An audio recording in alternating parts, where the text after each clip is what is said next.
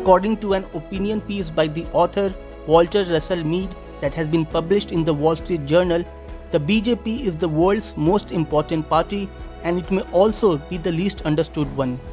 Wall Street journal की एक report सामने है जिसमें उन्होंने ये कहा है कि मोस्ट इम्पॉर्टेंट जो है वो पार्टी है बीजेपी और आरएसएस पूरे वर्ल्ड में। हकीकत में ये बात मुझे सुनने को मिली तो मैंने कहा यार ये एक आदमी है, न्यू दिल्ली में बैठा हुआ है, पाकिस्तान से उनका कोई लेना देना नहीं है, एक पड़ोसी के तौर पे वो रहते हैं, अपने मुल्क को आगे लेके जाते हैं, लेकिन आज पाकिस्तानी इस बात पे मजबूर हुए हैं कि उनको लगता है कि यार वाकई वो बंदा अपने मुल्क को आगे लेके गया है। वो वाली हो गई हमारी, वो वाली कौन सी वाली समझ गया, वो वाली हुई है हमारी, जहां पर एंटी इंडिया स्टांस रखने वाली बहुत सारे बड़े बड़े आर्टिकल्स कर रहे थे, तो एकदम से इस तरह के आर्टिकल सामने आना, आप क्या समझती हैं कि बीजेपी पार्टी को इतनी इंपॉर्टेंस क्यों दी जा रही है? बीजेपी आरएसएस को वर्ल्ड वाइड इंपॉर्टेंस दी जा रही है, मतलब वो तो इंडिया में इन्फ्लुएंस रखते हैं ना, तो वर्ल्ड वाइड क्यों उनको इतना ज्यादा इनकरेज किया जा रहा है? तो वॉल स्ट्रीट जर्नल पे वॉल्टर रसेल मीड ने लिखा कि Modi led BJP government is the most economically the most important government for the world. उस आर्टिकल में ये भी बात की गई कि यूएसए अफोर्ड नहीं कर सकता कि वो अवॉइड करे इंडिया के साथ डायलॉग्स को। पाकिस्तान हैज बिकम, आगे आप समझ गए। जय हिंद दोस्तों, स्वागत है आप सभी का भारत बुलेटिन चैनल पर। दोस्तों, newspaper the wall Street journal के अनुसार बीजेपी दुनिया की सबसे महत्वपूर्ण विदेशी राजनीतिक पार्टी है। कॉलमनिस्ट वाल्टर रसेल एक लेख में लिखते हैं कि उन्होंने बीजेपी और आरएसएस के वरिष्ठ नेताओं और उनके कुछ आलोचकों के साथ गहराई से मीटिंग करने के बाद ये एहसास हुआ कि अमेरिका और पश्चिमी लोगों को आमतौर पर एक जटिल और शक्तिशाली आंदोलन के साथ अधिक गहराई से जुड़ने की आवश्यकता है। आरएसएस दुनिया का सबसे शक्तिशाली नागरिक समाज संगठन बन गया है। ये गाँव और शहरों की विकास कार्यक्रम, धार्मिक शिक्षा, पुनरुद्धार प्रयास और नागरिक सक्रियता जीवन के सभी क्षेत्रों के हजारों स्वयं सेवकों के द्वारा संचालित है। राजनीतिक चेतना बनाने और सैकड़ों लाखों लोगों की ऊर्जा पर ध्यान केंद्रित करने में सफल रहे हैं। बीजेपी और आरएसएस के साथ जुड़ने का निमंत्रण एक ऐसा निमंत्रण है जिसे अमेरिका अस्वीकार नहीं कर सकता। चीन के साथ तनाव बढ़ने के साथ अमेरिका की आर्थिक और राजनीतिक भागीदारी दोनों के रूप में भारत की आवश्यकता है। हिंदू राष्ट्रवादी आंदोलन की विचारधारा और परिभाषा को समझना होगा। भारत के साथ आर्थिक रूप से जुड़ने की इच्छा रखने वाले व्यापारिक नेताओं और निवेशकों के लिए उतना ही महत्वपूर्ण है जितना कि राजनीतिकों और नीति निर्माताओं के लिए रणनीतिक संबंधों को स्थिर स्तर पर रखना चाहते हैं। तो दोस्तों, इस खबर पर भारत और पाकिस्तान में क्या चर्चा हो रहा है, आइए जानते हैं इस वीडियो में। और दोस्तों, चैनल को लाइक एंड सब्सक्राइब करना ना भूलें। धन्यवाद। आरएसएस और पाकिस्तान को ये जानना बहुत जरूरी है कि RSS is not a political party. RSS is a social organisation और बहुत ही रिनाउंड ऑर्गेनाइजेशन है जिसने हमेशा, आज से नहीं, आप जवाहरलाल नेहरू के टाइम से, इंदिरा गांधी के टाइम से, आप बिधान चंद्र राय के टाइम से भी अगर आप देखिएगा, या आप उससे भी गांधी जी के जमाने से अगर जाइएगा, या नेताजी सुभाष चंद्र बोस के जमाने से देखिएगा, तो आरएसएस ने हमेशा विसल ब्लोअर, फिलैंथ्रोपिस्ट और सोशल एक्टिविस्ट का काम किया है, जिसने हमेशा विपद के समय में, मुश्किलों के समय में, हर मतलब हम कास्ट और क्रीड को बिल्कुल नहीं देख करके आरएसएस ने उनका सपोर्ट किया है और उनको मदद दी है जिनको उनकी जरूरत पड़ी है। तो RSS is not a political party. RSS is an individual social organisation which is very renowned in entire world।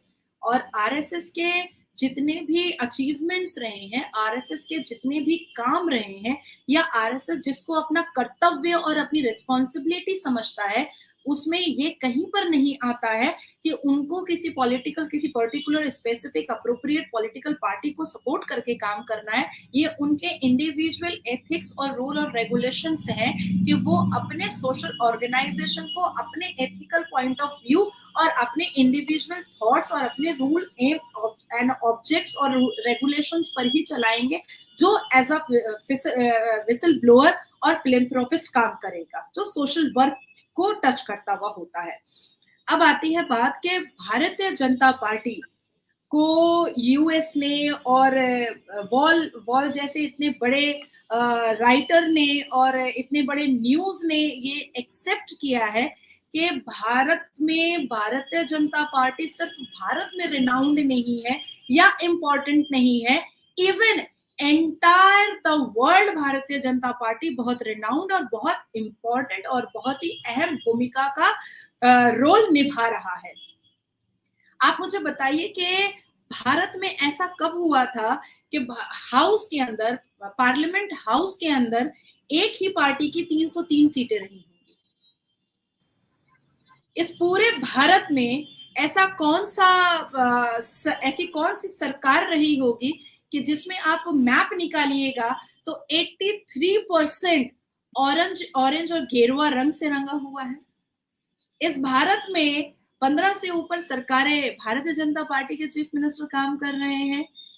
इस भारत में वीरों को, अग्निवीरों को और आर्मीज को हीरो से समर्पित किया जा रहा है, हीरो से पुकारा जा रहा है। उनको कहा जा रहा है कि शाहरुख खान और आमिर खान हमारे हीरो नहीं है, ये जो आर्मी ऑफिसर है ये हमारे हीरो है, ये जो कमर लचकाते हैं ये हमारे हीरो नहीं है, ये जो बंदूक लेकर के सेना पर खड़े होते हैं, बॉर्डर पर खड़े होते हैं और हमें सुरक्षित रखते हैं, ये हमारे हीरो हैं। भारत में ऐसा कब हुआ था कि हम G20 को रिप्रेजेंट कर रहे थे और G20 को हम वेलकम कर रहे थे? भारत में ऐसा कब हुआ था कि जब भारत का प्रधानमंत्री यूनाइटेड स्टेट और लंदन और पेरिस और अमेरिका जाता होगा और वहां के जितने भी इंडियन जो यहाँ के रहते हैं और फॉरेनर्स भी वहां पर हनुमान चालीसा पढ़ रहे होंगे और भारत माता की जय बोल रहे होंगे और मोदी जी के, भारत के प्रधानमंत्री की स्पीच पर टॉर्च जला करके मोदी मोदी कर रहे होंगे। तो देखिए, भारत अपने किसी ऐसे ही एवं किसी वाहवाही पर नहीं आया है, भारत ने काम किया है, भारत अपने काम से जाना जा रहा है, भारत अपने कारनामों से जाना जा रहा है, भारत ने वो करके दिखाया है जो शायद पहले कभी भारत के किसी भी प्रधानमंत्री ने करके नहीं दिखाया था। भारत ने ये कहा कि अगर एक हाथ में कुरान है तो दूसरे हाथ में लैपटॉप दे दो ना भाई, दे दो, वोकल होने दो, अपनी आवाज खुद ऊंची करने दो मुसलमानों को। भारत ने कहा ना, भारत के प्रधानमंत्री ने कहा ना कि ना हम खाएंगे, घूसखोरी करेंगे और ना किसी को करने देंगे। भारत के प्रधानमंत्री ने कहा ना कि हम सबसे मीठा बोलेंगे। भारत के प्रधानमंत्री ने कहा ना कि जापान के प्रेसिडेंट आएंगे तो हम उनको गोलगप्पे भी खिलाएंगे, जरूर खिलाएंगे, मीठी चटनी के साथ भी खिलाएंगे और हरी चटनी के साथ भी खिलाएंगे। देखिए, भारत आज एक ऐसी स्थान पर चला गया है, एक ऐसी जगह पर चला गया है जो इस पूरी दुनिया के लिए एक रोल मॉडल बन गया है। भारत की योजनाओं का जिक्र आज सिर्फ देश में नहीं हो रहा है, विदेशों में भी हो रहा है। भारत के अचीवमेंट्स का जिक्र सिर्फ भारत देश में नहीं हो रहा है, विदेशों में भी हो रहा है। क्या भारत से कोई एक ऐसा आदमी पाकिस्तान जाकर के अजमल कसब बनने की कोशिश किया? नहीं किया। भारत में उसामा बिन लादेन जैसा कोई टेररिस्ट को पनाह दिया गया? नहीं दिया गया।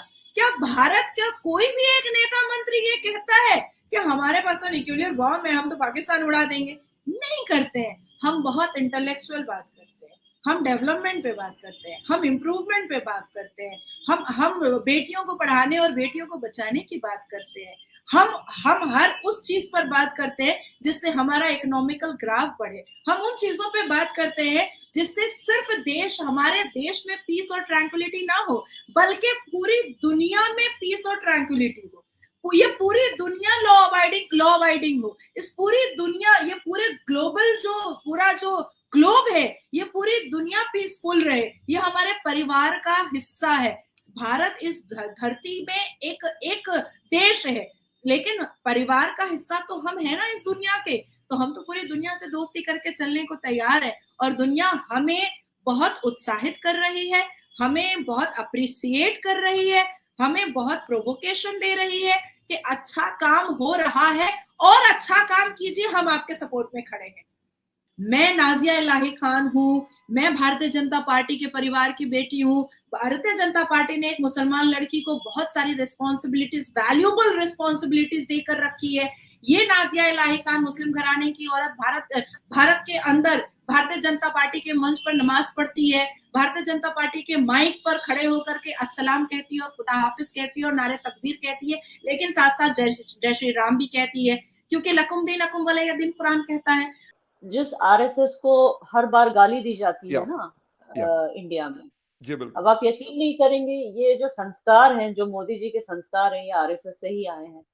आरएसएस दरअसल एक ऐसी तंजीम है जो इंडियन संस्कृति और संस्कार, संस्कार का मतलब है जो the virtues that an Indian has, whether he's a Hindu or a Muslim, let me make it clear, या हिंदू हो या मुस्लिम हो, इंडियन के अंदर जो वर्च्यूज होती हैं कि अपने ग्रीड से ज्यादा दूसरों को, दूसरों की भलाई ज्यादा इंपॉर्टेंट, वासुदैव कुटुंब जिसको हम कहते हैं, ओके बिकॉज पूरी दुनिया हमारी फैमिली है, हमारी अपनी है।